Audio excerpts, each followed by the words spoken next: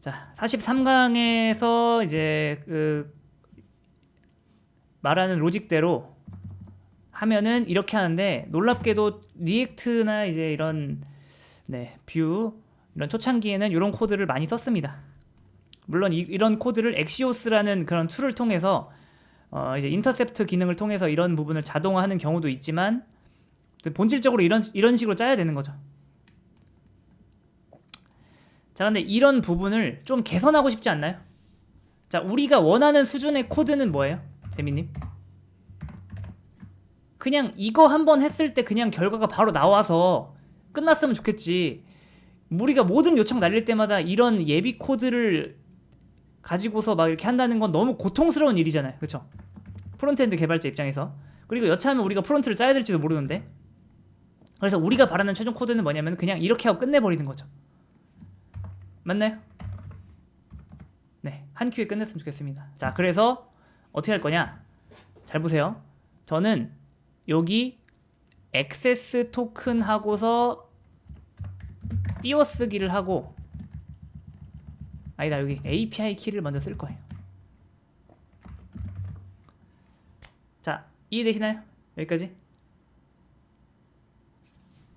네. API 키를 쓰고 띄어쓰기 하고 이게 어떤 의도로 느껴지시나요? 키 인증의 키를 만료됐으면 리프레시하는 책임을 누구한테 떠넘기는 거죠? 누구한테?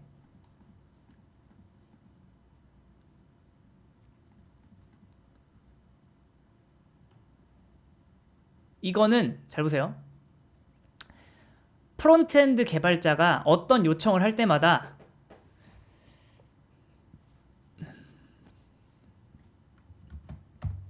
이게 정상이죠. 맞나요? 액세스 토큰만 넘기는 게 정상이잖아요. 그리고 이 API 키를 같이 넘겨봤자 이게 의미가 있을까요? 딱히 없죠. 근데 이렇게 넘기면 뭐가 좋을까요? 뭐가 좋냐면, 잘 보세요. 자, 이제 우리가 API 키나 액세스 토큰이나 이런 걸 다 넘겼기 때문에 서버 측에서 보세요. 얘를 가지고서 파스를 해봐요. 그럼 둘 중에 하나죠. 인증 성공 혹은 실패. 맞나요? 아직 얘가 살아있는 기간이면은 인증 성공. 시간이 지났거나 뭐 이게 해킹됐거나 뭐 해킹된 게 아니라 뭐 변질됐거나 이상한 거면은 실패가 될 겁니다. 그냥 다시 한번 서버 입장에서 요걸 받아가지고 요거 이제 문자열 띄어쓰기 공백으로 이제 2등분 해가지고 요것만 쓰면 되잖아요. 맞죠? 일단 요걸 1차적으로 쓴다. 여기까지 되시나요? 그 다음에 만약에 실패가 떴어요. 그러면 클라이언트한테 다시 이야기를 해야 될까요? 아니면은 이걸 이용해서 2차 인증 시도를 해보면 좋을까요? 그쵸? 그러니까 요걸로 일단 시도해보고서 바로 결판 짓는 게 아니라 이걸로 했을 때 만약에 실패 났을 때는 얘로 한번 해보면 좋잖아요. 얘로 했을 때 성공하면 어때요? 네. 이제 클라이언트 입장에서는 잘 보세요. 이렇게 요청을 날렸을 때 클라이언트 입장입니다. 실패할 가능성이 있어요, 없어요? 이게 만료가 됐던 안 됐던 간에 이것만 올바르면은 이 요청이 무조건 성공한다는 게 보장이 됩니다. 맞나요? 네. 무조건 성공한다는 게 보장이 돼요. 다만 다만 어 다만 이제 만약에 이제 이게 만료됐다면은 얘를 통해서 리프레시 토큰이 재생성돼 가지고 이렇게 들어오겠죠. 리스폰스. 잠깐만요. 자, 해볼게요. 자, 이거를 짜보겠습니다. 코드가 많이 간결해진다 이렇게 보시면 돼요. 44강.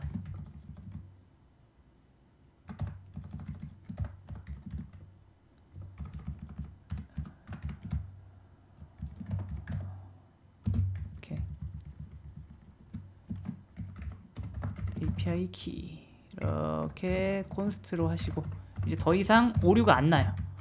오류가 안 나고 자 여기 뒤에서 추가를 해볼게요. 자 리스폰스의 헤더에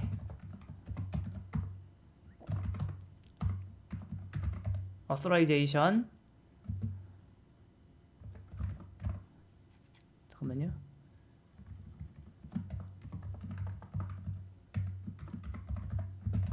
액세스 토큰이 이렇게 하시죠. new 액세스 토큰 생성되면 그것을 받아서 액세스 토큰 변수 교체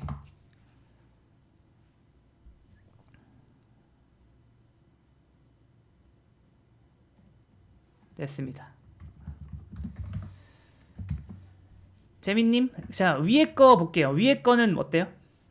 이게 성공할지 실패할지 알 수 없기 때문에 만약에 401로 실패하면은 키를 우리가 다시 요청을 해서 그걸 다시 받아서 다시 날리는데 애초에 우리가 이번에는 뭐 했어요?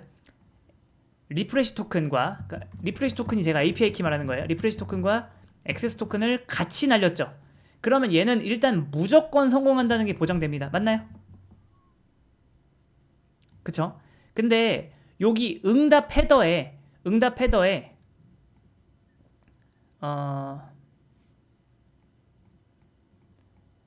자 응답 헤더에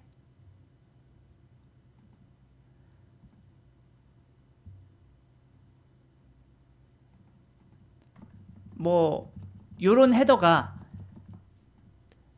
담길 수도 있는데 혹시 이게 약간 이해가 되시나요? 이게 언제 실행되는지? 요게 약간 아마 헷갈리실 수 있는데 요 코드가 약간 이해가 되시나요? 갑자기 얘 뜬금없이 얘는 왜 있을까요?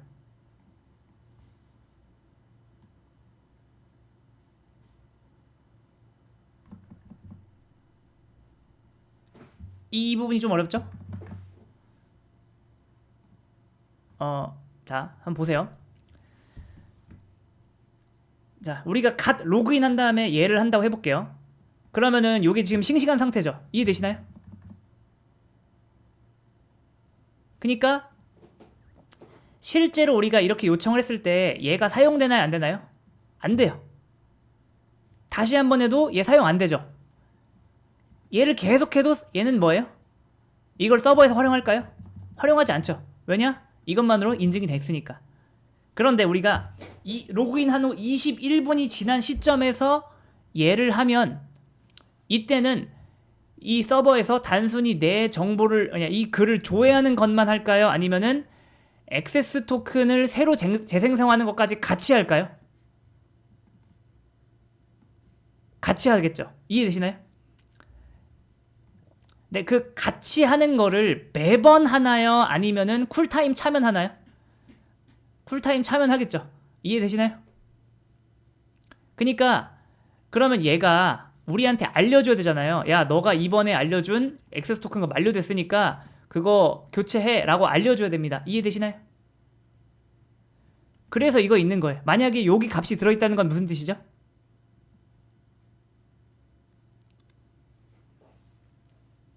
여기 값이 들어있다는 건? 그쵸? 재발급 해줬다. 그러면 우리가 뭐 해줘야 돼요? 액세스 토큰을 교체는 해줘야겠죠. 맞나요?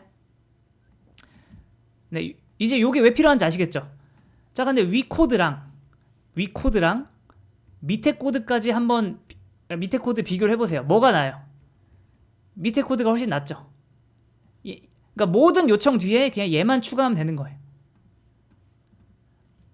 나중에 이거를 제가 HTTP only 쿠키라는 방식으로 바꿀 거거든요. 그때 가면은 사실상 얘도 없어집니다.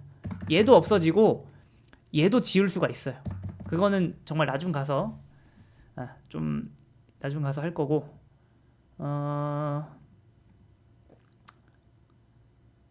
됐습니다. 자, 우리는 지금 나름 괜찮은 방법을 찾았어요.